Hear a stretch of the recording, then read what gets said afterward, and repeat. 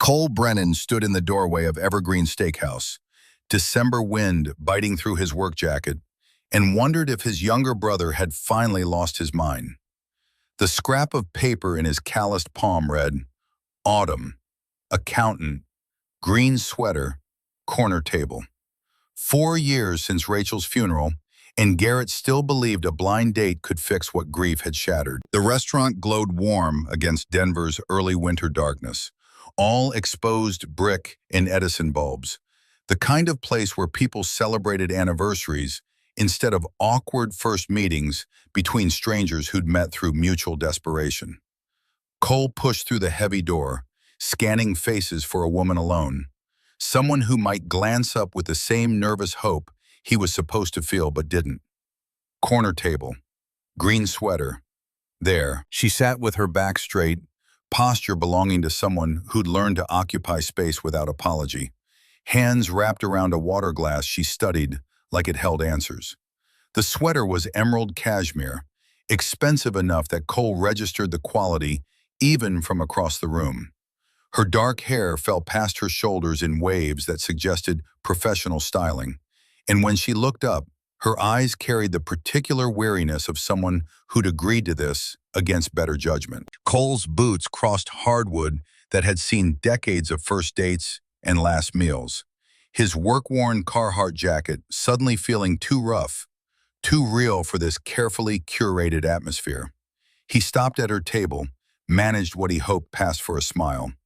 Autumn, I'm Cole. Sorry I'm late.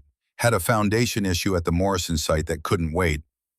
The woman's eyes widened, just a fraction, surprise followed by something Cole couldn't read. Her mouth opened, closed, and for a heartbeat he thought she'd correct him, tell him he had the wrong table, wrong woman, wrong everything. Instead, her shoulders dropped half an inch, tension releasing like she'd made a decision she couldn't take back. It's fine, I just got here myself. Cole slid into the seat across from her, grateful she hadn't led with questions about his tardiness or comments about construction work. Rachel used to say he smelled like sawdust and determination, affection in the observation rather than complaint. This woman, Autumn, he reminded himself, watched him with an intensity that felt less like romantic interest and more like someone solving an equation they hadn't expected to encounter. Garrett, my brother, he wouldn't take no for an answer about tonight. Said 4 years was long enough to hide behind my daughter and work. Why was he talking about Garrett? Cole caught himself, recognizing the nervous energy that made him over-explain, fill silence with details that didn't matter. But the woman leaned forward slightly, genuine interest replacing whatever calculation had been happening behind her eyes. Your daughter? Lily, she's 8. Whip smart, gets that from her mother. But sometimes I see her drawing alone in her room, these elaborate buildings with impossible architecture, and I wonder if she's lonely, if having just me and construction schedules is enough. The words came easier than expected. Honesty he hadn't offered anyone outside family in years. This stranger, with her expensive sweater and careful posture, created space for vulnerability without demanding it. Her silence, invitation rather than judgment. I understand. I have Claire. She's 17 now. My late husband's daughter from his first marriage. I adopted her after he passed, but sometimes I think she keeps me at arm's length because she's afraid of losing another parent. Something in her voice when she said late husband resonated with the hollow space Rachel's death had carved in Cole's chest. Not grief exactly, that had dulled over time into manageable sorrow, but recognition. This woman knew what it meant to rebuild a life from wreckage. When did he pass? 4 years ago, December. Cole's hand stilled halfway to his water glass. Rachel, my wife, she died 4 years ago. Also December. Car accident on Interstate 70, coming home from a teacher's Christmas party. Black ice near the mountain pass.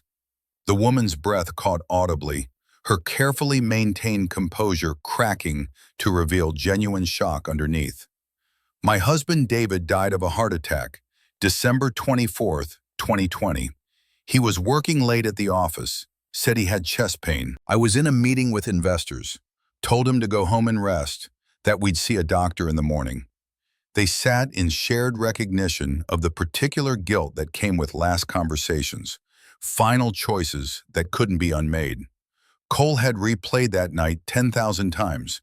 Rachel calling from the party, asking if he'd pick her up because the snow was getting heavy. Him saying he needed 2 more hours to finish the foundation pour. Couldn't leave the concrete half done. 2 hours that became forever. People say time heals.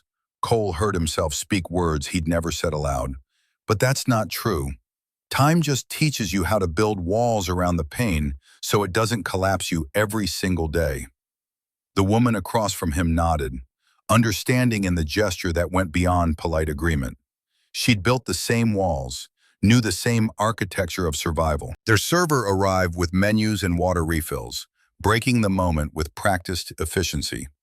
Cole glanced at options without really seeing them, his mind still circling the coincidence of 2 December deaths. 2 single parents trying to navigate grief while raising children who deserve better than broken adults fumbling through holidays and homework.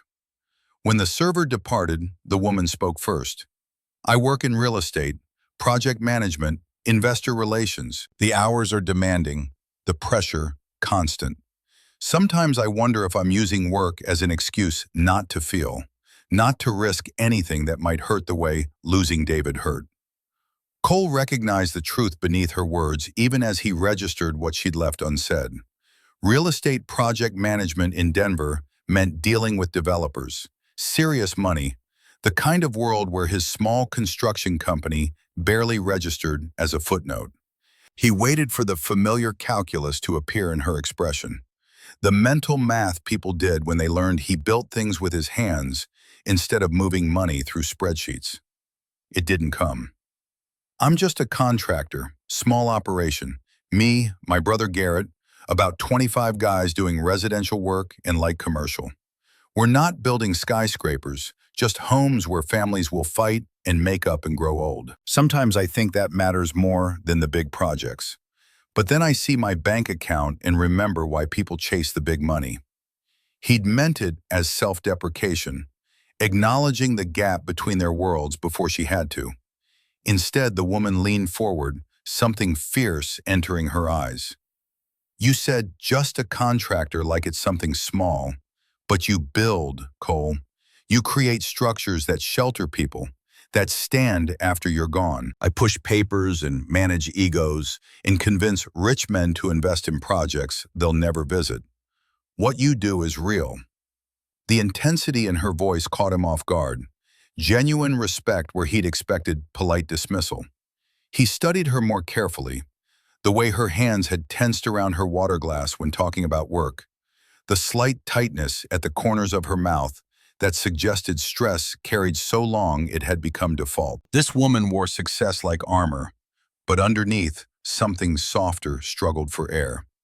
In construction, the foundation is everything. Cole found himself sharing wisdom his father had drilled into him before lung cancer had claimed the old man 6 years back. You can have beautiful walls, perfect trim, expensive finishes, but if the foundation is wrong from the start, the whole structure fails. Eventually, everything built on lies collapses. Did her expression flicker? Cole couldn't be sure. The woman held his gaze, something unreadable moving behind her eyes.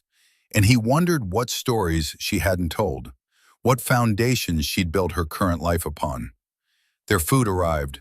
Cole had ordered without remembering what, some steak that probably cost more than he usually spent on dinner for a week. The woman had chosen salmon, and they ate in comfortable silence, the kind that felt less awkward than companionable. 2 people who'd found unexpected understanding in a chance meeting. Except it wasn't chance, Cole reminded himself. This was a blind date. Garrett had arranged this with Dan, some guy from his construction supply company whose friend knew someone who knew Autumn the accountant, who wore green sweaters and needed saving from loneliness as desperately as Cole apparently did. What made you say yes to tonight? The question emerged before Cole could stop it, genuine curiosity overriding social grace. The woman set down her fork, considering her answer with care that suggested the truth required precision. A friend, someone who works with me, she insisted I needed to stop treating my life like a business problem to be solved. Said I should try meeting someone who didn't know my reputation, my position, who might see me as just a person. Just a person. The phrase carried weight, Cole recognized. The burden of being defined by loss, by responsibility, by the roles others assigned, whether you wanted them or not.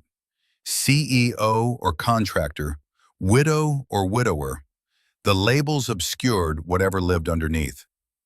Garrett said the same thing, that I was using Lily as an excuse to avoid living, that Rachel would be furious if she knew I'd turned her memory into a shield against feeling anything. Was he right? Cole thought about the question, really thought instead of deflecting with easy humor or defensive anger. Probably. Safer to work 70-hour weeks and tell myself I'm providing for Lily than risk caring about someone who might leave. Death or choice, doesn't matter. Loss is loss. The woman nodded slowly, recognition and resignation mixing in her expression. They'd both chosen safety over vulnerability, built careful lives that protected against the kind of pain they'd already survived. Meeting here tonight, sharing dinner and stories, felt like testing ice over a frozen lake. You had to step out to know if it would hold, but breaking through meant drowning in water cold enough to stop your heart. Cole's phone buzzed. He ignored it. Buzzed again. The woman gestured toward his pocket. You should check. Could be important. He pulled out the device, saw Garrett's name, swiped to read the message. Autumn's car broke down on I-25. She's running 45+ minutes late. Restaurant should have told you. Sorry, bro. Cole's stomach dropped, a physical sensation of everything sliding sideways. He looked up at the woman across from him, this stranger he'd been talking to for the better part of an hour, genuine connection forming between them, and understood with sudden clarity that none of this was real. She wasn't Autumn. Before he could speak, the restaurant's front door banged open, winter wind shoving in ahead of a snow-covered figure who stumbled toward the host stand with the desperate energy of someone who'd fought highway traffic and losing battles with broken vehicles. Red parka crusted with ice, face flushed from cold and stress, hair plastered to her skull with melted snow. I'm so sorry, the words came out between gasps. I'm Autumn Reed. I had a reservation for 7:30. My car died on the highway and my phone lost signal, and I had to get a ride with a truck driver to the nearest exit and walk. She broke off, scanning the restaurant until her eyes landed on Cole's table. On the woman in the green sweater who wasn't Autumn, who'd known from the first moment that Cole had approached the wrong person and chosen silence over correction. Cole stood slowly, aware of the woman across from him doing the same, both of them caught in the particular horror of discovery. The real Autumn reached their table, still breathless, looking between them with confusion that would become understanding too quickly. You're Cole Brennan? Yes, and you're Autumn Reed. I'm so sorry I'm late. The car and the weather and... She paused, finally registering the situation fully. But you're already eating. With someone else. Cole turned to the woman he'd been talking to, this stranger who'd let him believe a lie for an hour, who'd shared grief and hope and vulnerability while knowing every moment was built on mistaken identity. Anger should have come first, betrayal, the hot rush of humiliation. Instead, he felt only deep, aching disappointment. Who are you? The woman's composure cracked fully now, expensive armor failing under direct assault. Vivian. My name is Vivian. She swallowed hard. I knew you'd made a mistake. When you sat down and said, Autumn, I knew. And you didn't correct me. Cole kept his voice level, refusing to let hurt sharpen into accusation. You let me talk about Rachel, about Lily, about things I haven't told anyone, while knowing this was all, what, some kind of game? No! Vivian's hand reached out, stopped short of actually touching him. Not a game, never that. 4 years, Cole. 4 years of people only seeing my job, my money, my position. You sat down and saw me, a person, not a title or a bank account or a problem to solve. And I needed to hold on to that feeling for just a little longer. The raw honesty in her voice cut through Cole's anger, replaced it with something more complicated. He understood wanting to be seen as human rather than role, knew the exhaustion that came from performing competence when you felt shattered underneath. But understanding didn't erase the fundamental dishonesty. You should have told me. I know. Right away, first thing. I know. They stood facing each other while Autumn Reed hovered nearby, clearly regretting her dramatic entrance, probably wishing she'd stayed home instead of walking through a blizzard for a date that had already imploded. The restaurant's other patrons had stopped pretending not to watch, the drama too compelling to ignore. Cole picked up his jacket from the back of his chair, pulled it on with deliberate slowness while his mind raced through options. Walk away, leave both women here, drive home to Lily and pretend this night never happened. That was the safe choice, the choice that protected against further humiliation or complication. Except Vivian was still standing there, vulnerability written across her face in ways that suggested she rarely let anyone see weakness. And the things they'd shared, the grief, the guilt, the loneliness, those had been real even if the setup was false. Autumn, he turned to the actual woman he was supposed to meet, felt guilt for what he was about to do. I'm sorry, this whole situation is, I don't even know what to call it. You've had a terrible night, and you deserve better than walking into this mess. Can I call you a car? Help you get a hotel room?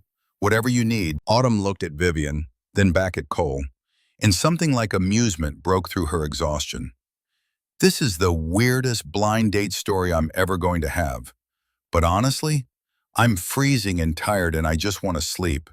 A car to the Marriott would be amazing. The restaurant manager appeared with impeccable timing, offering assistance and hot soup, leading Autumn away to arrange transportation and recovery, which left Cole alone with Vivian, the woman who wasn't his date but somehow felt more real than anyone he'd talked to since Rachel's death. I should go too.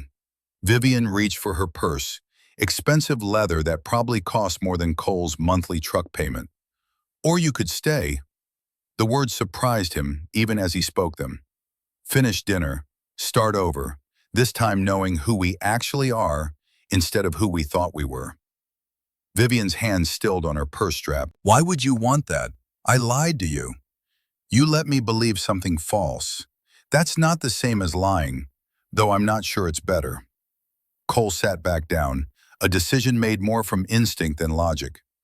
But everything you told me about David, about Claire, about being lonely, that was true, wasn't it? Yes. Then maybe we try this again, honestly this time. Vivian sat slowly, like she was testing whether the chair would hold her weight, whether this second chance was real or another mistake waiting to break. They picked up menus they'd already read, ordered dessert neither of them probably wanted, and in the awkward silence, Cole felt the foundations of something shift. My full name is Vivian Lancaster. I work in real estate development, like I said, project management and investor relations. She'd repeated what she'd already told him, which meant there was more she hadn't said. Cole waited, instinct suggesting that pushing would only drive her further behind whatever walls she'd built. I live in Cherry Hills. Bought the house with my husband before he passed. Cherry Hills, where Denver's serious money lived in mansions behind gates. Cole's house in Aurora fit in Vivian's garage, probably. You live well for project management. Vivian's expression shifted, something guarded sliding into place. I do okay, which was deflection, Cole recognized, words chosen to avoid revealing details she wasn't ready to share. He should push, demand the full truth after she'd let him believe a lie. Instead, he offered his own honesty, creating space for hers to emerge when ready.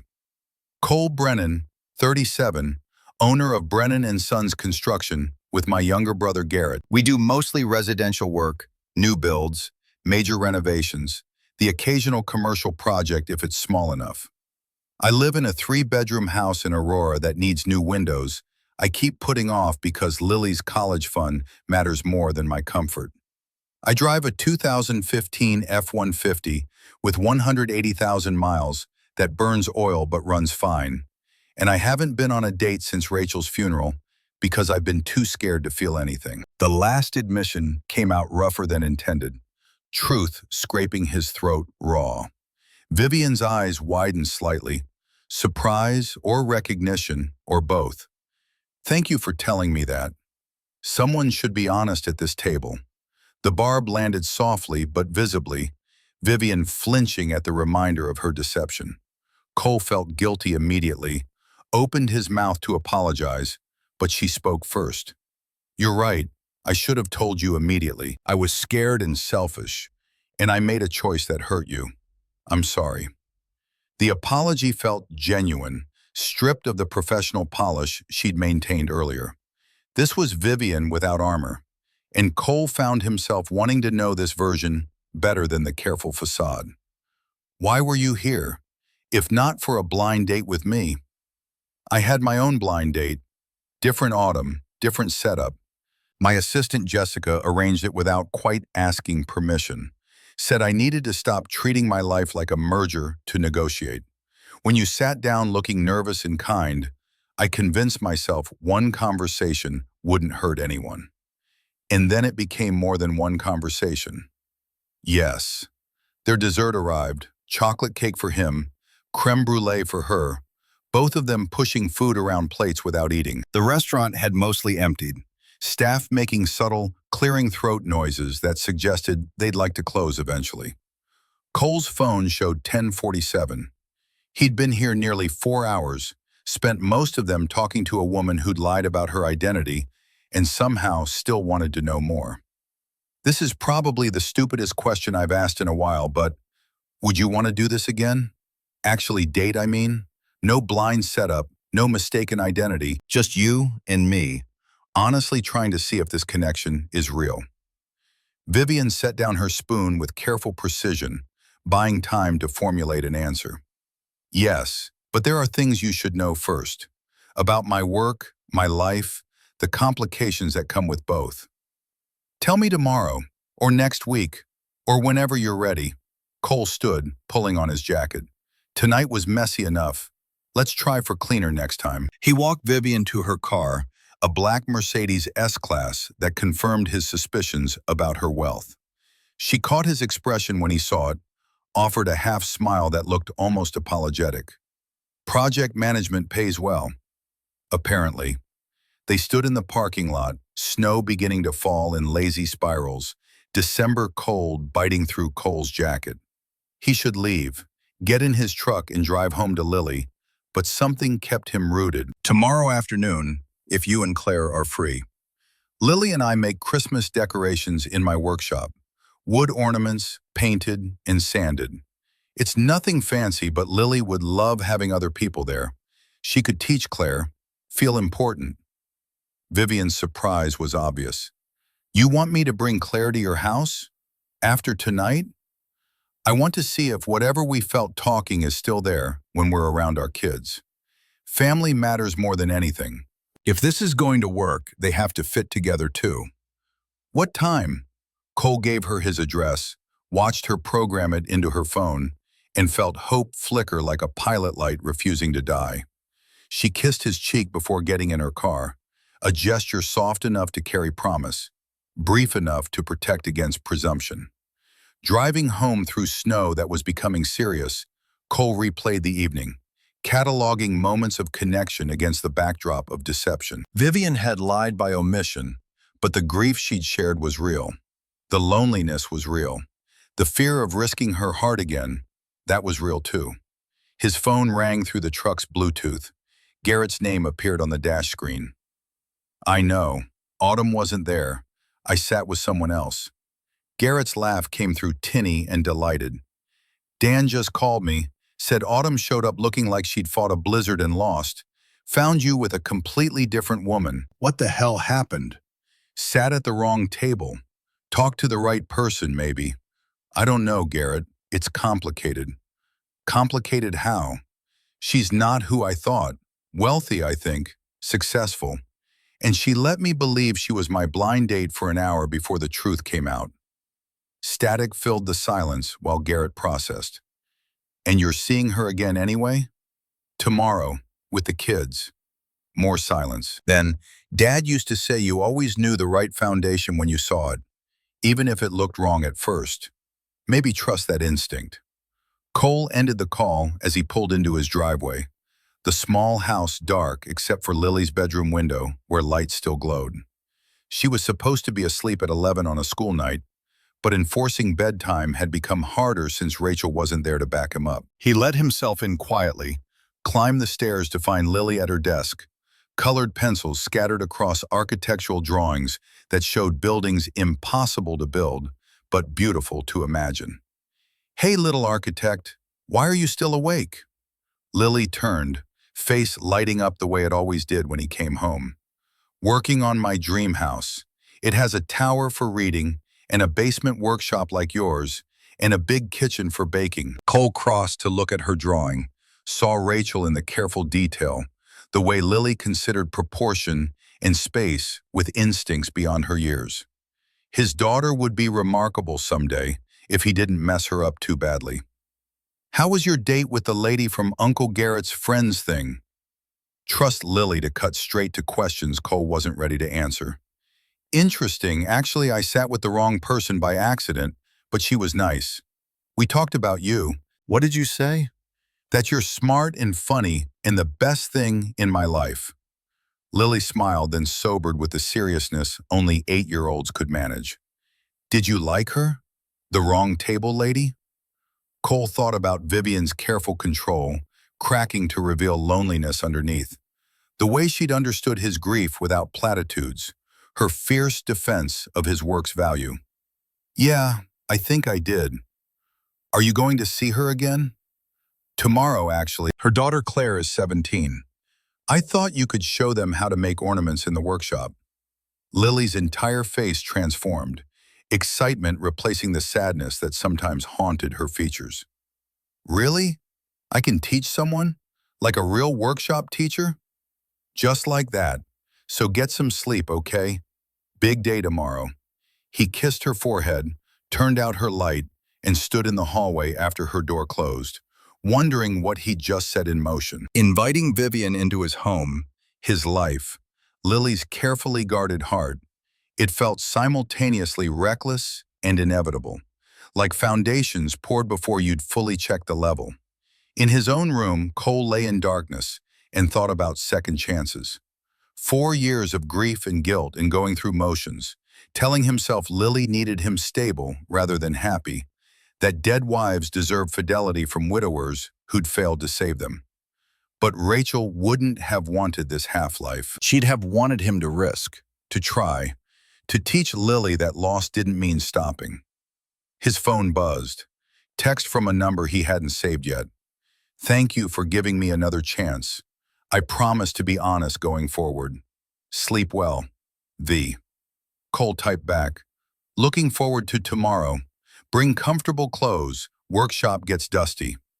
He fell asleep thinking about Vivian's smile when she defended his work, the way she'd said, "You build," like it was sacred instead of simple. However she was beneath the expensive car and Cherry Hill's address, part of her recognized value beyond bank accounts. That mattered more than he'd expected. Saturday morning arrived with the particular brightness of fresh snow under December sun. Denver transformed overnight into something cleaner than it deserved. Cole woke at 6:30, despite having set no alarm, his body trained by years of construction schedules to reject sleep past dawn. He lay there thinking about Vivian, the evening's strange geometry, wrong table leading to right connection, lies of omission creating space for uncomfortable truths. Lily appeared in his doorway at 7:15, already dressed in paint-stained jeans and a sweatshirt declaring her love for unicorns. Hair pulled back in a ponytail she'd managed herself, with results that would need fixing before company arrived. Is she really coming? The wrong table lady and her daughter? Cole sat up, rubbed sleep from his eyes. Her name is Vivian, And yes, they're coming at 2 o'clock. What if Claire doesn't like me? She's 17. That's almost grown up. The fear in Lily's voice cut straight through Cole's chest. His daughter had learned early that people left. Mothers died, friends moved away, adults made promises they couldn't keep. Every new person represented potential abandonment. Then we'll have a nice afternoon making ornaments, and that's it. But I think she'll like you fine. You're pretty likable, kid. Lily climbed onto his bed, settled against his side with the easy affection she'd maintained despite growing older. Do you like Vivian? Like her? Cole considered his answer carefully, aware that honesty mattered, but so did protection. I like talking to her. She understands things without me having to explain. But we just met, so we're taking it slow. Slow is good. That's what Mrs. Patterson says about reading. You have to go slow to understand the important parts. Her third-grade teacher had apparently covered more than literacy. Cole squeezed Lily's shoulder, grateful for her resilience, even as he worried about the walls she'd built. The way she treated happiness like something temporary, fragile, likely to break. They spent the morning preparing. Cole cleaned the workshop, organized wood scraps and paint supplies, made sure the power tools were safely locked away from curious hands. Lily helped by creating a welcome sign on poster board, her careful letters spelling out Brennan Family Workshop, with stars and snowflakes decorating the margins. Should we put Claire's name on it too? She paused mid-decoration, marker hovering. Maybe wait until she gets here, see if she wants to be included. Lunch was grilled cheese sandwiches eaten standing at the kitchen counter, both of them too nervous to sit properly. Cole checked his phone 17 times between noon and 1:30, part of him expecting a cancellation text, Vivian having reconsidered in daylight what felt possible under restaurant dimness. The text that came at 1:45 contained only an address. Running a few minutes late. Claire wanted to stop for coffee. See you soon. At 2:07, an Uber pulled up outside instead of the Mercedes from last night. Cole watched through the front window as Vivian climbed out wearing jeans and a cream-colored sweater, hair pulled back in a simple ponytail that made her look younger, more approachable. Claire followed, tall and slender in black jeans and an oversized hoodie, skepticism written across her face in ways that suggested she'd been dragged here against better judgment. Lily pressed against Cole's leg, suddenly shy now that the moment had arrived. He put a hand on her shoulder, steadying both of them. Ready? She nodded without speaking, and Cole opened the door before Vivian could knock. Vivian's smile when she saw him felt genuine, no trace of the careful polish from last night. Hi, sorry we're late. Claire insisted we needed adequate caffeine for whatever this is. Claire offered a small wave, discomfort obvious in her posture. My mom doesn't usually do spontaneous workshops with strangers. This is weird for both of us. The blunt honesty surprised Cole into laughing. Fair enough. But Lily's been excited all morning to show someone her ornament techniques, so I appreciate you coming anyway. Lily chose that moment to launch herself forward, grabbing Claire's hand with the fearless enthusiasm that made Cole's heart hurt. I'm Lily. I'm 8, and I'm going to be an architect when I grow up. And I already set up all the paint colors, and you can pick whichever one you want, except maybe not the sparkle gold, because that's my favorite. But if you really want it, I'll share. The words tumbled out in a breathless rush that left Claire looking stunned, then amused, then something softer. She knelt down to Lily's level, respect in the gesture that suggested she understood the importance of taking children seriously. I'm Claire. I'm 17 and I have no idea how to make ornaments, but I'm a pretty good student if you're a good teacher. I'm an excellent teacher. Lily tugged Claire toward the detached garage that served as Cole's workshop, leaving the adults standing in the doorway watching them go. Vivian exhaled slowly. Well, that went better than expected. Your daughter seems nice, guarded, but kind underneath. She's had to be guarded. Losing her mother at 5, then David when she was 13, she's learned to protect herself. Vivian's expression clouded. Sometimes I think she keeps me at a distance because I'm safer to lose than someone she lets fully in. Cole recognized the pattern, had seen it in Lily's careful distribution of affection, her tendency to test whether people would stay before investing fully. Come on, I'll show you the workshop before Lily puts Claire to work with power tools. The garage smelled like sawdust and engine oil, familiar scents that meant home more than the house itself. Cole had spent countless hours here teaching Lily to sand, to measure, to understand that creation required patience and precision in equal measure.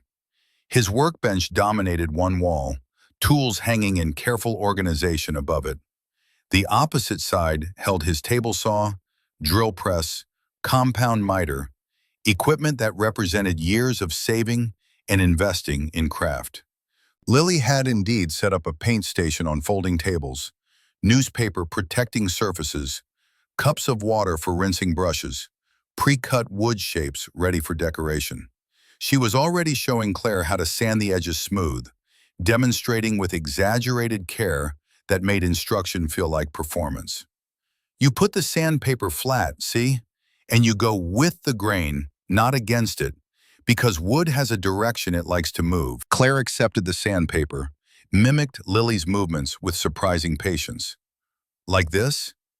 Perfect. You're really good at this. Did you do woodworking before? Never touched it. You're just a good teacher. Lily beamed, and Cole felt something tight in his chest release slightly. His daughter needed to feel competent, capable, needed adults who would learn from her instead of only teaching. Claire seemed to understand this instinctively. Vivian moved to Cole's side, close enough that he caught her scent, something subtle and expensive that still managed to feel appropriate for a dusty garage. This is your space. Built most of it myself. The workbench was my dad's before he died. Rest I added over the years as the business grew. Cole ran his hand across scarred wood.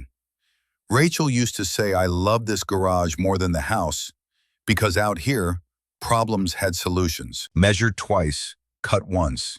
Everything fixable if you had the right tools. She was wrong though. Some problems don't have solutions. No, but you can build around them.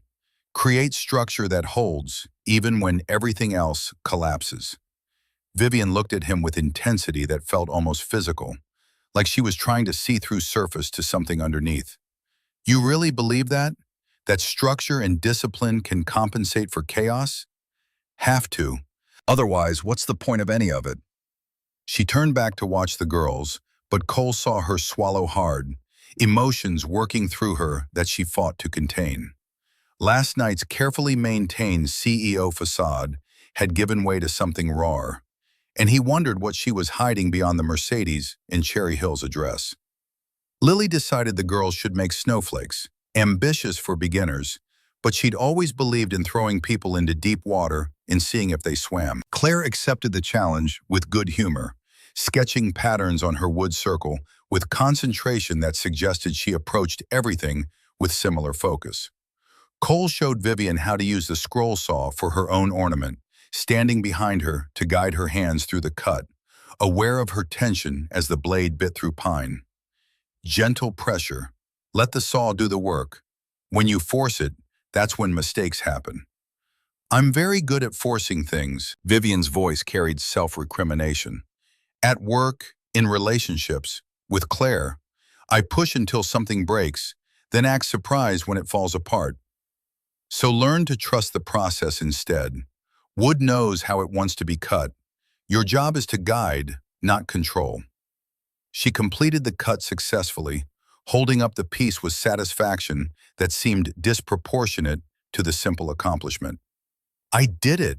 That's ridiculous, right? Getting excited about cutting wood? Not ridiculous, satisfying. There's value in making something with your hands, seeing immediate results of effort. Most of life isn't like that. You work and never know if it matters. But this? Cole gestured at her ornament. This is real, tangible, proof you existed and created. Vivian studied the wood like it contained answers to questions she hadn't voiced. My work is all theoretical.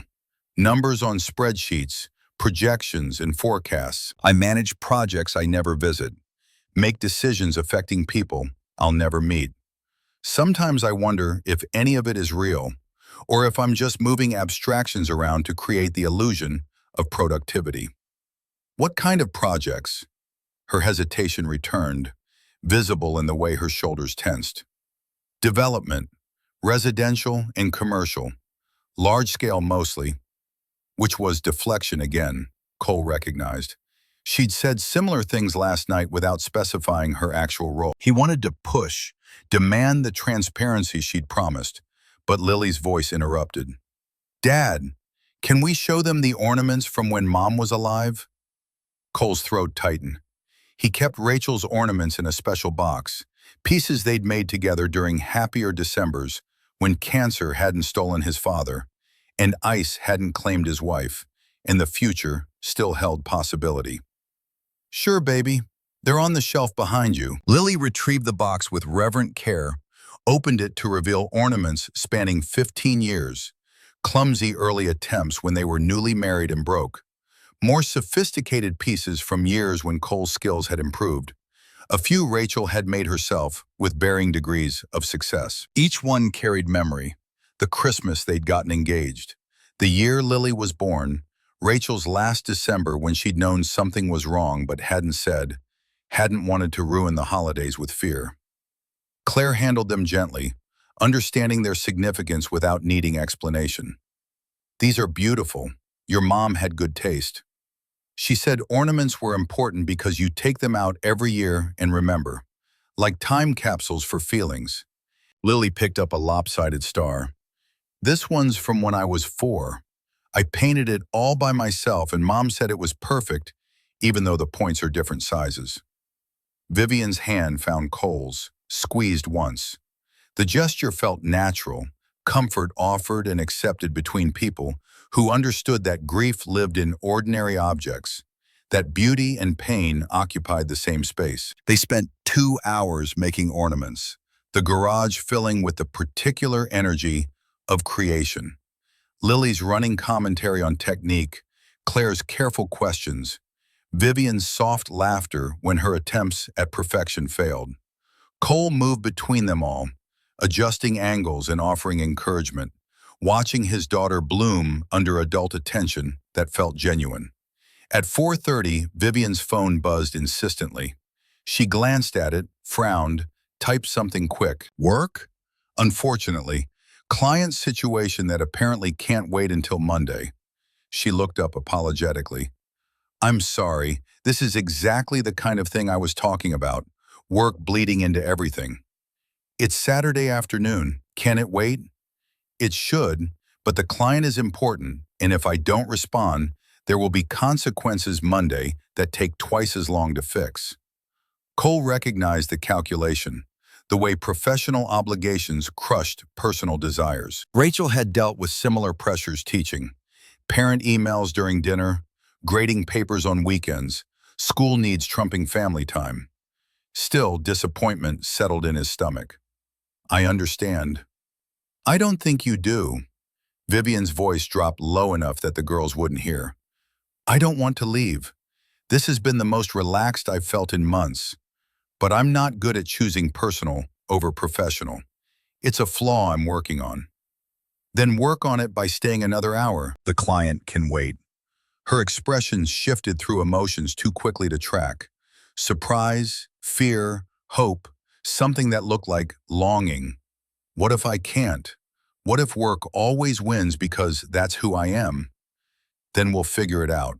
But you have to give this a chance, Vivian. Give us a chance. She kissed him before he expected it.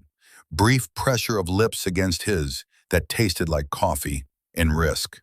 When she pulled back, her eyes were bright with unshed tears. I'll stay. The text she sent was short, professional. Handle it. I'm unavailable until Monday morning. Cole watched her hit send with visible effort, like she was fighting instincts carved deep by years of putting work first.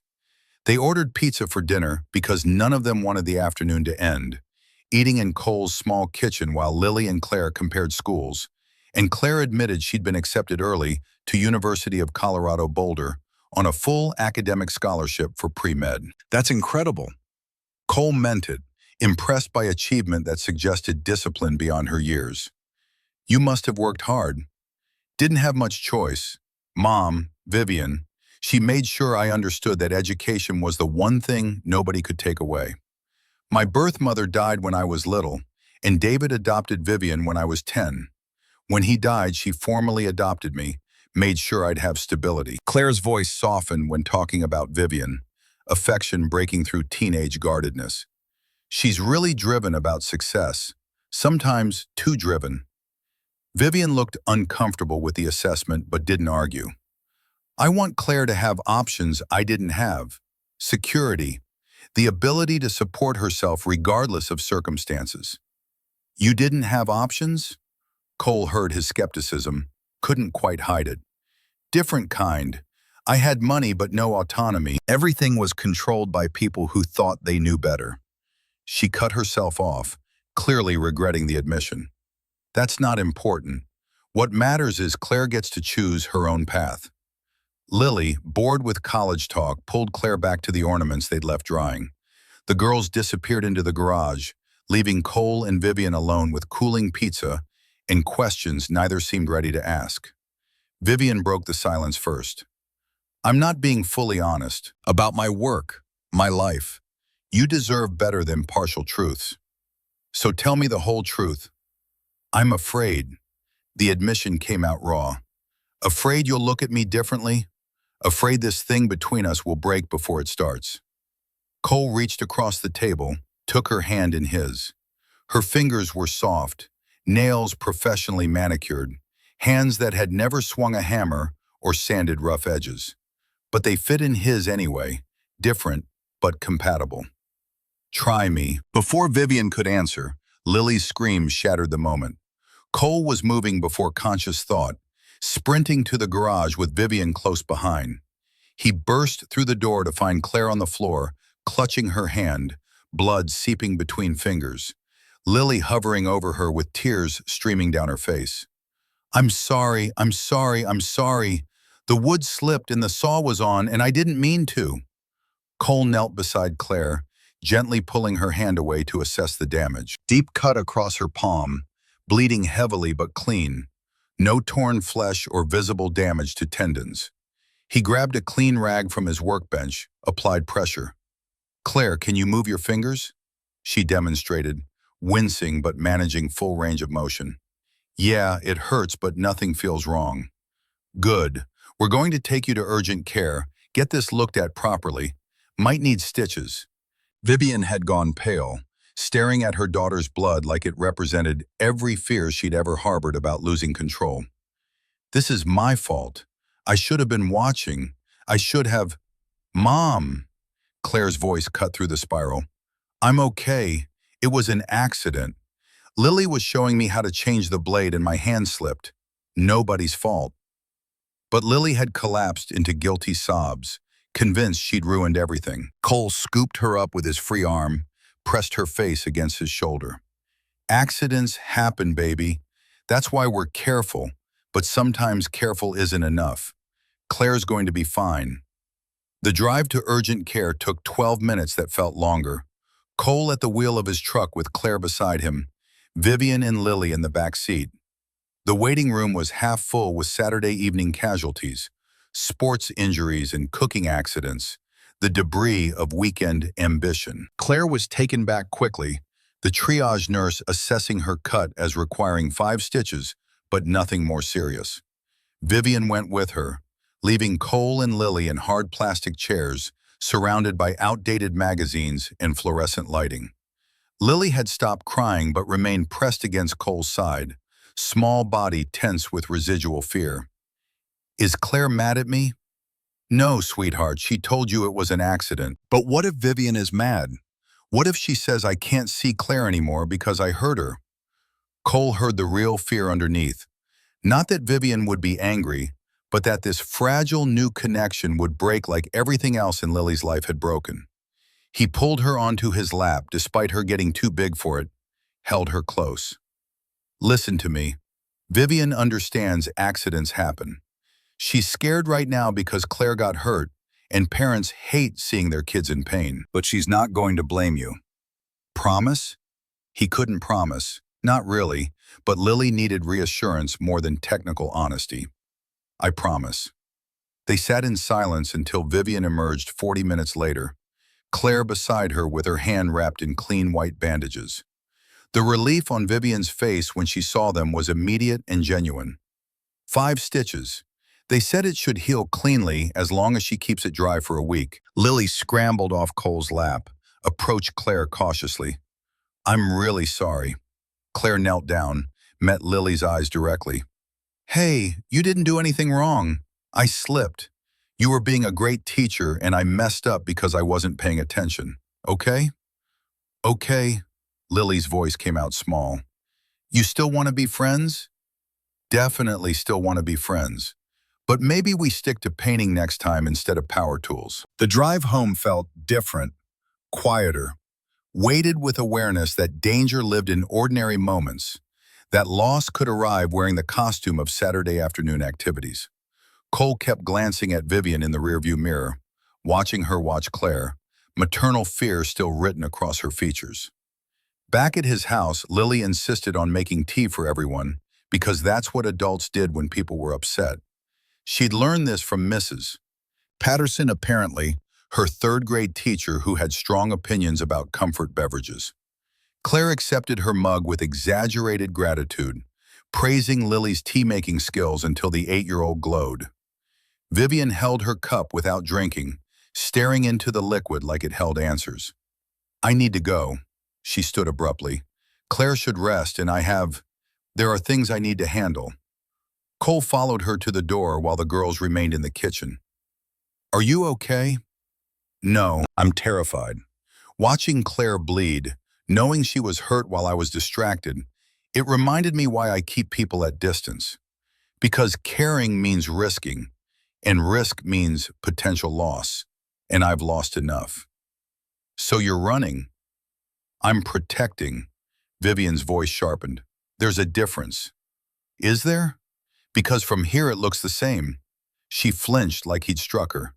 You don't understand. My life is complicated in ways I haven't explained. Work pressures you can't imagine. Expectations I can barely meet. Adding this, us, it's too much. Then make it less complicated. Quit the job that demands too much. Choose differently. You say that like it's simple, like I can just walk away from responsibilities and commitments. I have a company to run, people depending on me. She stopped, clearly having said more than intended. A company to run. Cole felt understanding click into place. Not just working for a company, running one. You're not project management, are you? You're the boss, the CEO or owner, or whatever title means you're at the top.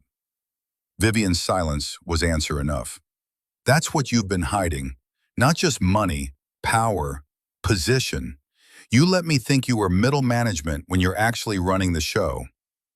Does it matter? The question came out defensive. Does my job title change anything about what we talked about last night? About grief or loneliness or wanting connection? It matters that you lied. Again, we agreed on honesty, Vivian. You promised. I didn't lie, I just withheld truth, which is the same thing. Cole's frustration boiled over. Months of grief and isolation finding target in this moment. Do you know what I told you last night? That I can barely afford Christmas presents for my daughter. That I drive a truck held together with prayer and stubbornness. That I'm a small-time contractor who'll never build anything that matters beyond helping families have homes. And the whole time, you knew we existed in completely different worlds. You knew and you let me expose myself while hiding behind partial truths. That's not fair. I was scared you'd look at me differently if you knew. Of course I'd look at you differently, because you're different than you pretended. I thought we were equals, Vivian. 2 people trying to survive grief, to build something real. But we're not equals. You're slumming, seeing how the other half lives, and I'm the idiot who believed it could work. Tears ran down Vivian's face now, but Cole was too angry to care. Every wound Rachel's death had opened felt fresh again. Vulnerability exposed to someone who'd proven unworthy of the trust he'd offered.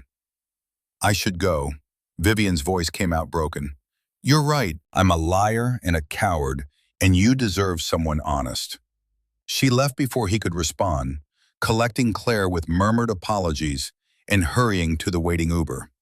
Cole stood in his doorway, watching them go, fury and regret warring in his chest. Lily appeared at his elbow, face worried. Did you and Vivian have a fight? Yeah, baby, we had a fight. Are you going to make up?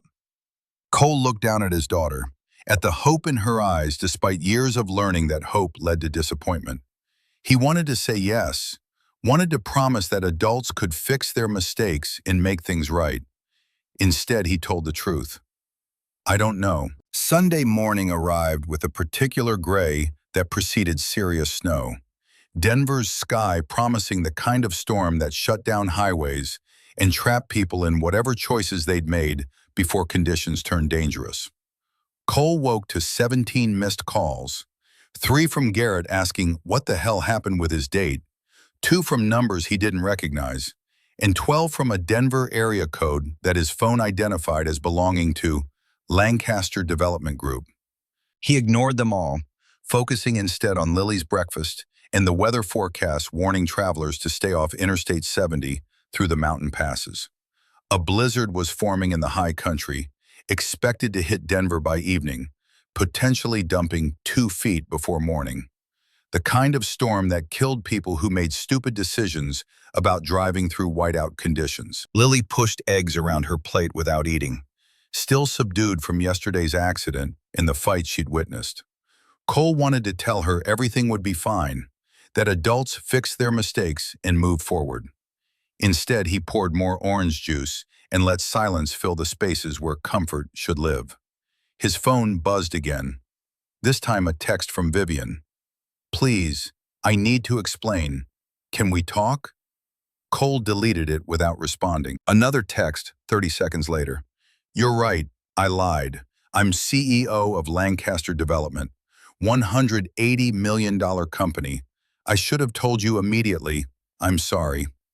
He stared at the admission, anger and vindication mixing uncomfortably. She'd finally given him truth, but only after being cornered, exposed. That wasn't honesty, that was damage control. A third text. There's more you need to know. About the company, about why I'm so afraid of failing. Please give me a chance to explain in person. Cole typed back, not today. I need space. Her response came immediately. I understand. But Cole, whatever happens with us, please don't let Lily blame herself for Claire's accident. She was such a good teacher, so proud. Don't let this ruin that for her. The message landed somewhere tender. Vivian's concern for his daughter cutting through his anger. Whatever else she'd hidden, her care for Lily had been genuine. He could give her that much. I won't. Lily knows it was an accident. No response came, and Cole pocketed his phone, turning his attention back to his daughter. They spent Sunday cleaning the workshop, putting away paint supplies and organizing wood scraps, returning the space to its usual ordered state. Lily worked silently, and Cole didn't push conversation, both of them processing yesterday's chaos in their own ways. By afternoon, snow had started, light flurries that would intensify as evening approached. Cole checked weather updates obsessively, watching the storm track with the particular vigilance of someone who'd lost a wife to winter driving. Garrett called at 3. Cole answered this time, knowing his brother wouldn't stop until they talked. So you going to tell me what happened, or do I have to guess? The woman from Friday wasn't my blind date. I sat at the wrong table, talked to her for an hour before the real Autumn showed up. Then I invited wrong table woman and her daughter over yesterday. Her kid got hurt in my workshop, and I found out she's not who she pretended to be. Silence while Garrett processed. That's the most complicated blind date story I've ever heard. She's a CEO, Garrett, runs a $180 million company, Let me believe she was middle management while I told her about struggling to afford Lily's Christmas presents. Made me feel like an idiot. Or maybe she was scared you'd judge her for being successful. Don't defend her. She lied. She withheld information. That's different. How? Explain to me how that's different. Garrett sighed, the sound carrying 4 years of watching his brother shut down, retreat into work and parenting, avoid anything resembling emotional risk.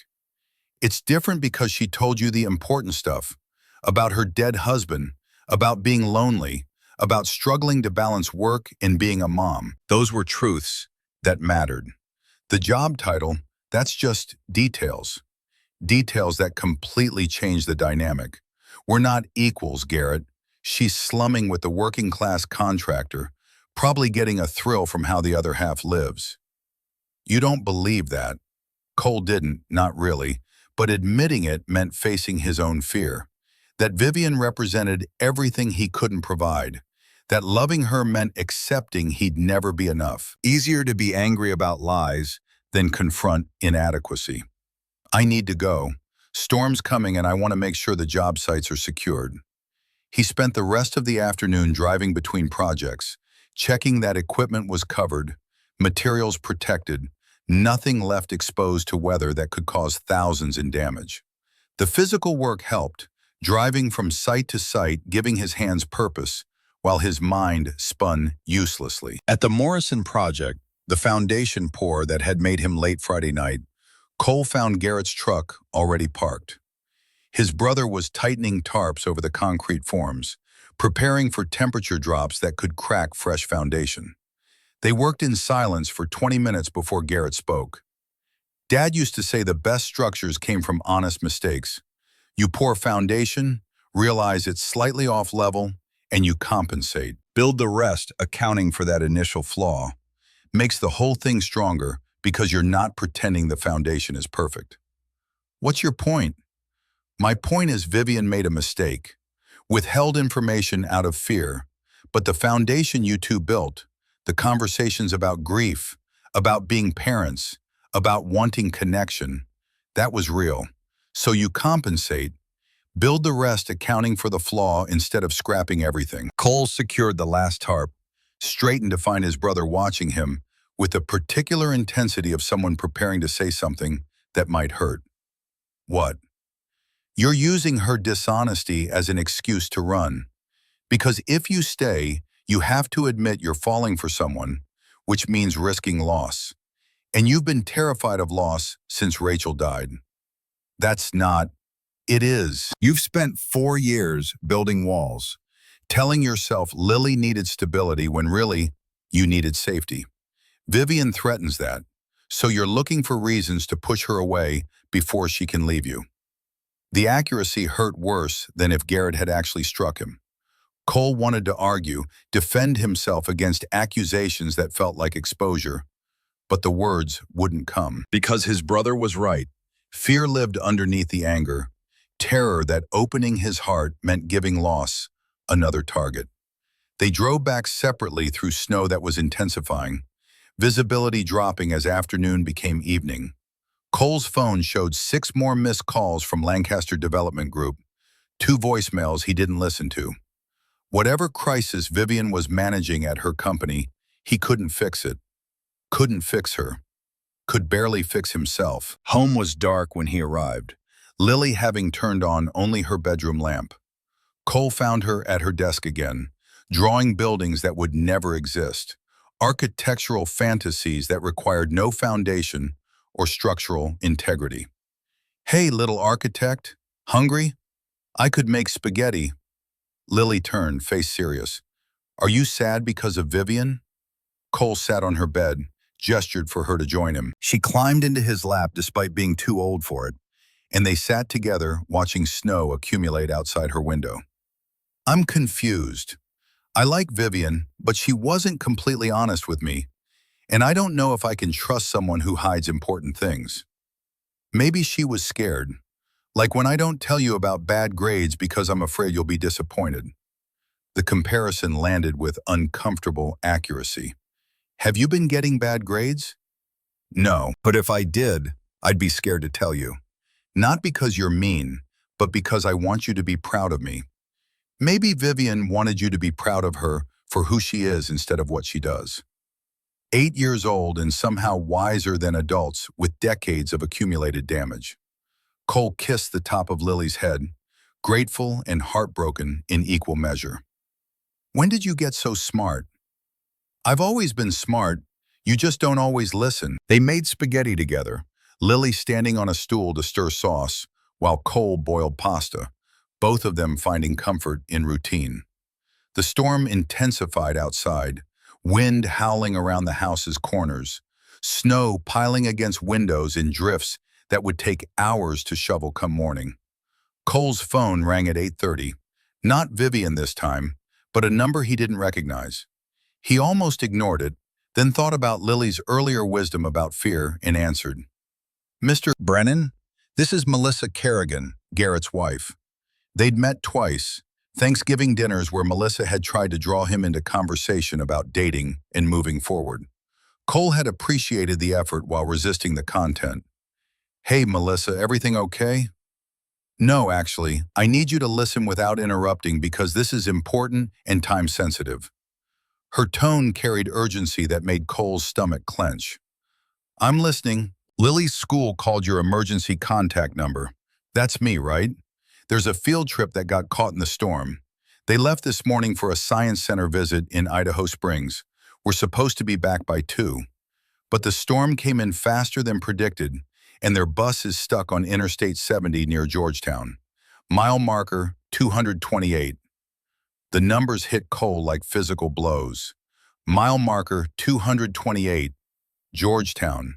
The exact stretch of highway where Rachel had lost control on black ice 4 years ago, where her car had spun across lanes and struck the barrier, where she died before paramedics arrived. Lily's on that bus, Cole heard his voice from a distance. Words formed through constriction in his throat. She's safe right now. They have heat. They're with teachers and chaperones. Highway Patrol is working on getting emergency vehicles through, but the storm is severe. It might be hours before they can evacuate everyone. I'm going to get her. Cole, no. The police have Interstate 70 completely blocked. You can't. I'm getting my daughter. He was already moving, grabbing keys and coat while Melissa talked. Text me the exact coordinates. I'll find a way through. He hung up before she could argue, mind racing through options. Interstate 70 was blocked from Denver, but there were back roads, county highways that cut through the mountains, routes the police might not have barricaded. Dangerous in this storm, potentially suicidal, but Lily was trapped at mile marker 228, where her mother had died, and Cole couldn't breathe thinking about his daughter, scared and cold and waiting for rescue. His phone rang again. Vivian. Cole answered without thinking. Not a good time. Cole, I know. Melissa called me. She had my number from when Claire gave it to Lily for emergencies. I'm already on the road heading toward Georgetown. I can reach them from where I am. Where are you? Colorado Springs. I drove down this morning to handle some business before tomorrow's board meeting. But that doesn't matter now. I'm 50 miles south, which means I can take Highway 24 west, cut north through the mountains. The police haven't blocked southern routes yet. I can get to Lily. You're driving the Mercedes in this? No, I brought the Range Rover. Better for snow and mountain roads. Cole, I know it's dangerous, but your daughter is stuck where your wife died and you can't get to her, so I will. Trust me, let me do this. Every instinct screamed to refuse, to maintain control, to not depend on someone who'd already proven untrustworthy. But Lily needed help more than Cole needed pride. Highway 24 west to Woodland Park, then 67 north toward Bailey. It connects to 285, which feeds into 70 west of Georgetown. You'll avoid the Denver closures. Already mapped it. I'll text updates every 15 minutes so you know I'm making progress. Vivian, be careful. Please, I can't lose you both. The admission slipped out, uncensored, raw truth he hadn't meant to reveal. Silence on the other end, Then her voice thick with emotion. "You won't lose either of us. I promise." She hung up. Cole stood in his kitchen holding a phone that couldn't connect him to his daughter, staring at snow that had trapped her in the exact location where nightmares lived. His hands shook, breath coming too fast, panic threatening to drown rational thought.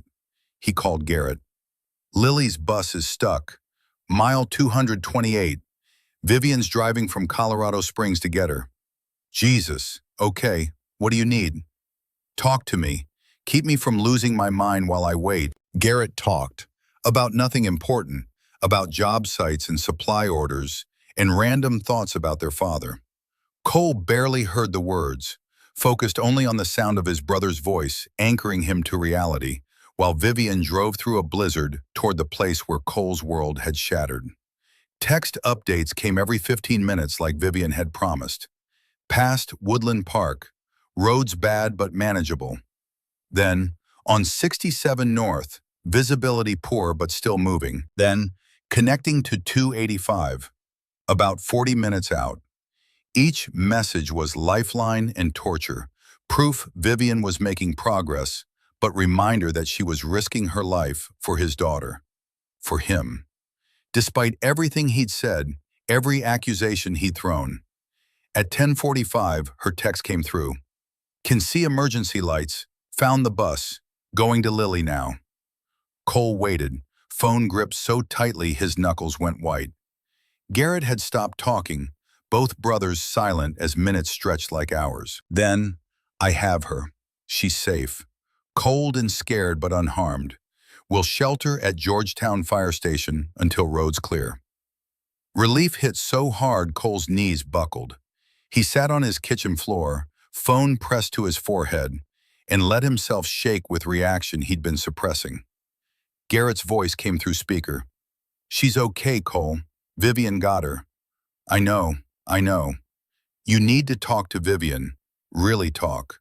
Not about her job or money or any of that surface stuff. About what matters." "I know that too." He stayed on the floor for 10 minutes, processing that his daughter was safe, and the woman he'd pushed away had driven through dangerous conditions to ensure it. The woman who'd lied about her job title, but told truth about everything that actually mattered: fear and loneliness and desperate desire for connection. His phone rang. Vivian again. "Cole? Lily wants to talk to you." Then his daughter's voice, small and tired. "Dad, I was so scared. The bus got stuck and it was snowing, and I thought about Mom and how she died here and—" "I know, baby, but you're safe now. Vivian came to get you. She drove through the storm. She said you couldn't come because the roads were blocked from Denver, but she was already south so she could reach me. She promised she wouldn't let me be scared alone." Lily's voice carried wonder and exhaustion, the particular combination of a child who'd faced fear and found rescue. Cole swallowed against tightness in his throat. "Put Vivian back on." Static, shuffling, then, "I'm here. Thank you for going, for keeping her safe, for—" His voice broke. "Thank you for doing what I couldn't.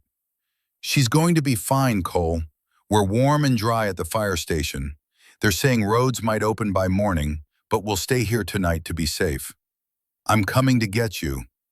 "You can't. Interstate 70 is still completely blocked." "I'll find a way. I need to see her." "Need to see you." Vivian's silence carried weight. Then, "Okay, but be careful. Don't make me rescue two Brennans in one night." The attempt at humor broke through Cole's terror, replaced it with something warmer. "I'll be careful. And Vivian, everything I said yesterday, I was scared and angry and I took it out on you. But you're the bravest person I know.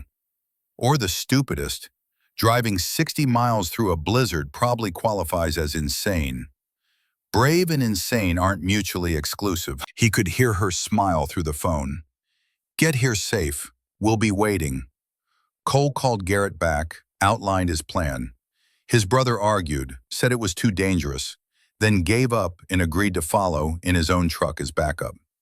They left 20 minutes later, taking the same southern route Vivian had pioneered, Highway 24 West, through conditions that had worsened since she'd passed through. The drive took 3 hours that felt like 30, visibility dropping to almost nothing multiple times, both trucks creeping forward through snow that wanted to trap them. But Cole kept moving, focused on reaching Lily, on seeing with his own eyes that his daughter was safe. Georgetown Fire Station appeared through falling snow at 1:30 in the morning, lights blazing against the storm. Cole parked and ran inside, barely registering Garrett behind him. The main room held 20 children wrapped in emergency blankets, teachers distributing hot chocolate, parents who'd made similar, desperate journeys reuniting with their kids. And there, in the corner, Lily sat beside Vivian, both of them wrapped in a single blanket, heads together over a book someone had provided. Lily saw him first, her face transforming. "Dad!"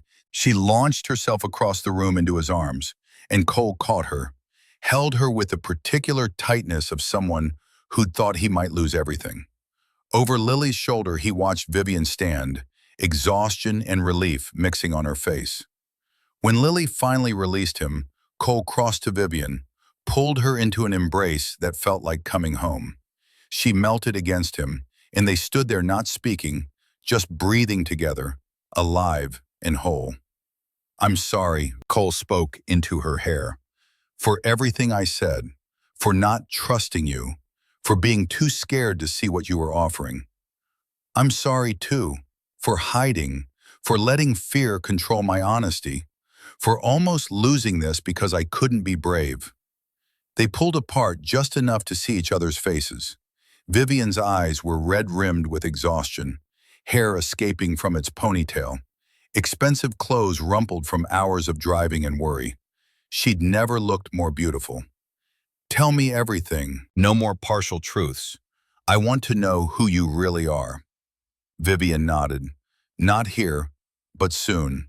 Everything, I promise, full honesty." They stayed at the fire station until dawn, when Highway Patrol finally declared Interstate 70 passable. Cole drove home with Lily sleeping in his passenger seat, Garrett following, and Vivian in her Range Rover behind them both. The convoy moved slowly through plowed roads, morning light revealing the storm's damage, drifts piled 6 feet high, abandoned vehicles being extracted by tow trucks, evidence of the night's chaos. At his house, Vivian helped carry exhausted Lily inside, getting her settled in bed without waking her fully. They stood in the hallway afterward, Cole aware this was the moment for promised truth. "Coffee first." Vivian's voice was hoarse from exhaustion. "Then I'll tell you everything." In his kitchen, Cole made coffee while Vivian shed her jacket, revealing the same exhaustion he felt in his bones. They sat across from each other at the small table, and Vivian began. "Lancaster Development Group. I'm the CEO and majority owner, 51%.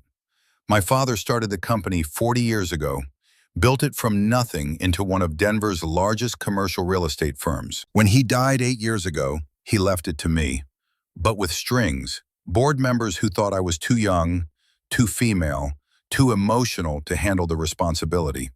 I've spent those 8 years proving them wrong." She paused, hands wrapped around her coffee mug. "David was my father's protege before becoming my husband. He understood the business, supported my leadership. When he died, the board saw vulnerability. They've been trying to push me out ever since, using every crisis as evidence I'm not stable enough to lead." Cole listened without interrupting, pieces clicking into place. Her fear of being seen as weak, her obsession with control, the way work consumed everything. "Right now, I'm facing a $12 million lawsuit, investors claiming I misrepresented timeline on a development project. The case is weak, normal construction delays that any experienced investor should understand. But if I lose, the board will use it to force me out. The hearing is December 27th. Everything I've worked for, everything my father built, rides on winning. That's why your phone kept ringing Saturday, why you almost left. The board wanted an emergency meeting Christmas Eve, wanted to discuss leadership contingencies, which is code for planning my replacement. I told them no, that I'd handle it Monday. First time in 8 years I put personal before professional. Cole reached across the table, took her hand. You should have told me this at the restaurant. Or Saturday, I would have understood. Would you? Or would you have seen CEO Lancaster instead of Vivian? That's what everyone does. They see the title and the money, and they stop seeing me. I see you now, and I'm not running. Vivian's eyes filled with tears she didn't try to hide. I drove through that storm because Lily needed me, but also because I needed to prove to you, to myself, that I could choose right when it mattered, that I wasn't the person who always picked work over people. You proved it. You're here. You're real. And whatever happens with your lawsuit or your board, we'll figure it out together. The promise felt bigger than he was ready for. Commitment to someone whose world he barely understood. But watching Vivian drive through a blizzard had clarified what mattered. Not job titles or bank accounts, but who showed up when everything was breaking. They talked until morning light filled the kitchen, Vivian explaining the lawsuit's details, Cole offering perspective from the construction side. She'd been right about the timeline issues. Delays happened, good faith estimates changed. Any jury with sense would see that. I'll win. The evidence is clear. Vivian's voice carried determination. And then I'm going to restructure my life. Hire a COO to handle day-to-day operations. Set boundaries the board will have to respect. Because I refuse to choose between the company and this, us, again. What if you lose? Then I rebuild, clear the rubble, and start over with better foundation. She smiled. A wise contractor once told me that's how you handle structural failure. Cole felt something in his chest unlock. 4 years of grief beginning to shift into possibility. That contractor sounds pretty smart. He is, which is why I'm hoping he'll give me another chance. Already gave you one. This is called building on the foundation we started, accounting for the flaws, making it stronger. Vivian left at 9, needing sleep before Monday's board meeting where she'd fight for her company. At the door, they kissed, deep and honest. 4 days of miscommunication dissolving into understanding that felt inevitable. I'll call you Monday night, after I've dealt with the board and prepared for Wednesday's hearing. And on the 27th, after you win, we'll celebrate properly. You, me, Lily, and Claire, like a real family. Her smile transformed her face. Like a real family. I loved the sound of that. After she left, Cole checked on Lily, found her awake and watching him from her bed. Is Vivian your girlfriend now? Maybe. Would that be okay? Lily considered seriously. She drove through a blizzard to save me. That's pretty brave. Yeah, that's okay. Cole spent Monday fielding calls from worried parents and assuring everyone Lily was fine. That evening, Vivian texted, "Board meeting went well. They're backing off for now. Hearing is still Wednesday, but I'm ready. Thank you for believing in me." He typed back, "You didn't need me to believe. You already knew your strength. I just got to witness it." Wednesday morning, Cole waited by his phone. At 2 p.m., Vivian called. "We won." Judge dismissed the case entirely, said the evidence showed normal business practices, no fraud. It's over. Relief and joy mixed in her voice, and Cole could picture her standing in the courthouse, victorious and vindicated. "Congratulations. I knew you would. Dinner tonight, all 4 of us? I want to celebrate with the people who matter." They met at Evergreen Steakhouse, the restaurant where everything had started with a wrong table and mistaken identity. The host led them to the same corner booth, and Lily laughed. "This is where Dad sat at the wrong table. That's so cool that we're eating here." Claire smiled at her younger counterpart. Wrong table, right family. Cole watched Vivian across the booth, her hand finding his under the table, and understood that sometimes the best foundations came from honest mistakes. You compensated for the flaws, built accounting for imperfection, and ended up with something stronger than if everything had been perfect from the start. "To wrong tables," Vivian raised her water glass. "And right people," Cole finished. Their daughters echoed the toast, and through the restaurant window, Denver sparkled under Christmas lights. the blizzard's damage already fading into memory, while what they'd built together, messy and imperfect and absolutely real, promised to last well beyond the season.